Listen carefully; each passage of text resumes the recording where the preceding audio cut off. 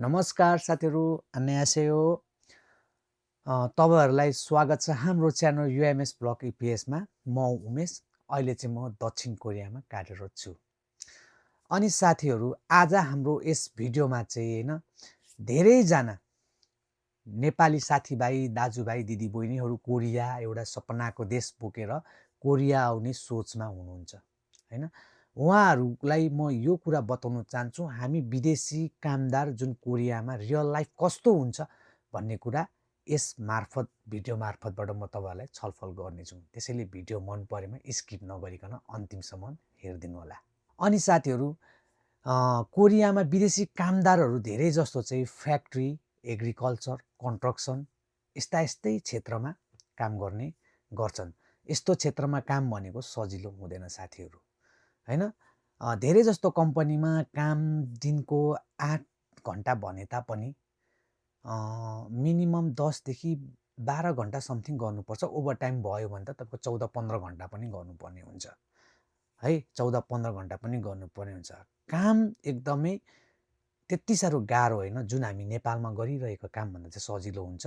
तर यहाँको काम चाहिँ अलिकति मिसिनसँग गर्नुपर्ने भएको कारणले गर्दाखेरि चाहिँ अलिकति मिसिनको स्पिडमा गर्दाखेरि, त्यो पनि रेगुलर गर्दाखेरि चाहिँ त्यही सजिलो काम पनि गाह्रो भइदिन जान्छ।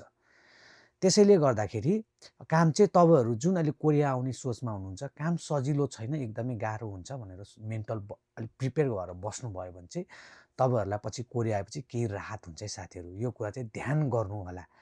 अनि काम गाह्रो भए तापनि एउटा राम्रो कुरा चाहिँ के छ भने चाहिँ स्यालेरी भने एकदमै राम्रो छ यहाँको साथीहरु, अरु देशको तुलनामा।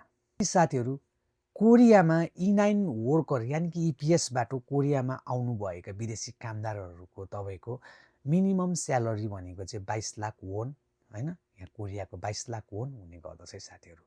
र म्याक्सिमम भनेको 22 लाख देखि माथि 35 लाख, 40 लाख र 50 लाख वनसम्म पुग्न जान्छ साथीहरु। त्यो चाहिँ तपाईहरुको कम्पनीमा काम कतिको चल्छ भन्ने कुरामा डिपेन्ड हुन्छ। यो त भयो तपाईहरुको कमाइको कुरा।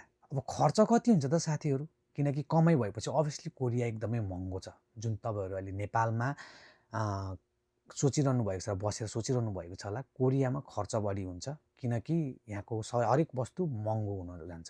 त्यसैले गर्दा पनि तपाईहरु कति बचाउनु हुन्छ भन्ने कुरामा डिपेन्ड हुन्छ साथीहरु। अभियसली जसले धेरै बचायो उसको अलिकति इन्कम सोर्स पनि राम्रो हुन्छ, जसले धेरै खर्च गर्यो उसको अलिकति बढी हुने गर्दछ साथीहरु। अनि एक त त्यो पनि भयो खर्चमा, अनि एक त कम्पनीमा पनि फरक पर्छ साथीहरु। जो साथीहरु कम्पनीमा बस्छ, कम्पनीमा एकोमोडेसन सबै दिन्छ, त्यस्तो साथीहरुको अलिकति खर्च कम हुन्छ। जो साथीहरु कम्पनी बाहिर बसेर काम गर्नुहुन्छ उहाँहरुको अलिकति खर्च बढी हुन्छ। यहाँ चाहिँ जे कुरा तपाईहरुको महँगो छ साथीहरु।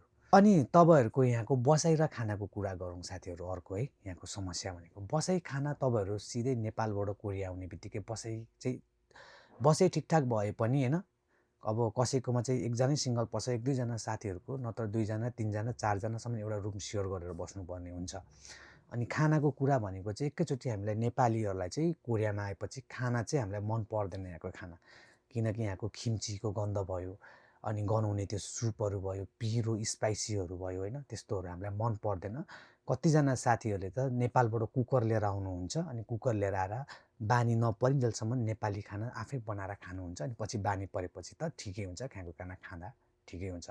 किनकि यो कुरा मलाई पनि भएको थियो, मेरै अनुभव म हजुरहरुलाई शेयर गर्दैछु। अनि साथीहरु, मोस्ट इम्पोर्टेन्ट भनेको यहाँ कोरियामा चाहिँ एकदम तनाव बढी हुन्छ है, स्ट्रेस बढी हुन्छ, मानसिक तनाव क्या साथीहरु। कोरियाको रियल लाइफमा सबैभन्दा ठुलो समस्या देखेकै भनेको के हुन्छ? लोनलीनेस, जो तपाईँ एक्लोपना, परिवारको याद, हैन? आफू एक्लो भएको जस्तो महसुस, हैन? एक त कामको थकाइ हुन्छ, अर्को ल्याङ्ग्वेजको प्रब्लम हुन्छ, अनि फेरि तपाईलाई स्ट्रेस पनि त्यतिकै हुन्छ। त्यसैले तपाईलाई धेरै गाह्रो हुन्छ, किनकि यो सबैलाई हुने कुरा हो। त्यसैले धेरै नेपाली साथीहरु हैन, विकेन्डमा साथीहरुसँग भेट्न जान्छन्, खेल्छन्, रमाउँछन्, परिवारसँग भिडियो कलमा कुरा गर्छन्, कोही टिकटक बनाउँछन्, हैन? यस्तै गरेर बितायो भने चाहिँ तपाईलाई पनि सजिलो हुन्छ। यो चाहिँ सबैलाई हुने कुरा हो। फेरि अब त्यो चाहिँ मलाई पनि भएको थियो, तपाईहरुलाई नि हुन्छ, हैन? यदि कोही साथीहरु या कोरियामा हुनुहुने साथीहरुले हेर्दै हुनुहुन्छ भने चाहिँ कमेन्ट राख्नु, हजुरहरुलाई कस्तो भएको थियो है? त्यो पनि म तपाईहरुको कमेन्ट पढेर रिप्लाई दिने कोसिस गर्नेछु। अनि कोरिया आउने चाहने साथीहरुलाई चाहिँ म के भन्न चाहन्छु भन्दाखेरि, यदि तपाई कोरिया आउन चाहनुहुन्छ भनेदेखि है, तपाईले पहिला नै मेन्टल्ली चाहिँ एकदम स्ट्रङ प्रिपेयर गरेर राख्नु होला, बस्नु होला है।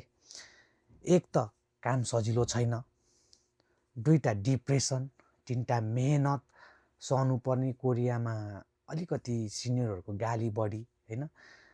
त्यसैले गर्दा पनि यति कुरा तपाईँहरूले सहनु भयो भने चाहिँ कोरियाको बसाइ अवश्य पनि तपाईँहरूको राम्रो हुनेछ है साथीहरू। अनि सबैभन्दा जरुरी कुरा चाहिँ के हो भने लिगल काम गर्नुहोस्, नियम अनुसार बस्नुहोस्, अनि पैसा बचत गर्ने बानी पनि गर्नुहोस् साथीहरू।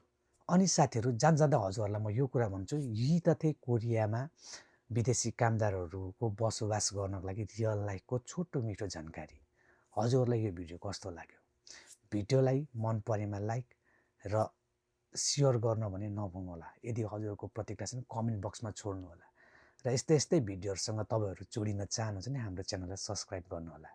अर्को भिडियो आइन्जेलसम्मको लागि मलाई बिदा दिनुहोस्। म तपाईँहरूको उमेश। धन्यवाद। खामसामिदा।